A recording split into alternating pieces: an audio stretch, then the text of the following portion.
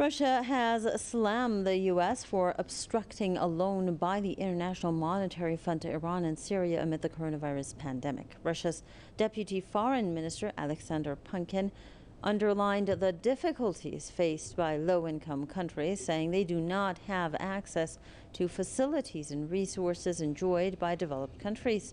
In an interview with a Russian news agency, he also pointed to the economic situation of countries during the outbreak of the coronavirus.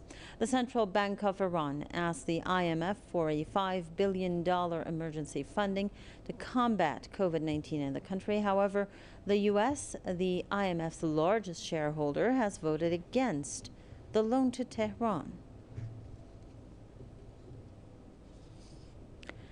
To discuss that further, we're joined by Mr. Jason Unruhe, political commentator, who is joining us from the Niagara Falls. Mr. Unruhe, if you could please shed more light on the different aspects of this particular move from the U.S. Of course, the U.S. has not been shy in hiding its hostility towards Iran, but what exactly does this indicate, and how far does Russia's objection to this move go? Well, I think this is very obviously a part of the continued pressure campaign by the United States to cause a destabilization and force a so-called regime change plan inside of Iran. Obviously, this serves no other purpose other than to damage Iran's economy and damage its health. And the only reason you would do that is if you wanted to destroy it and cause that destabilization. Now, the United States clearly has no concern for the Iranian people whatsoever.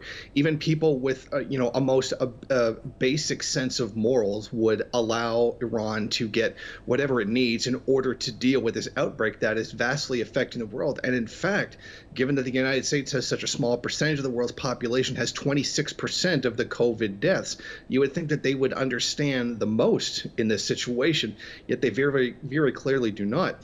Now, the United States is wielding its shareholder power over the International Monetary Fund, which was largely set up to forward its interests and the interests of other imperialist powers around the world.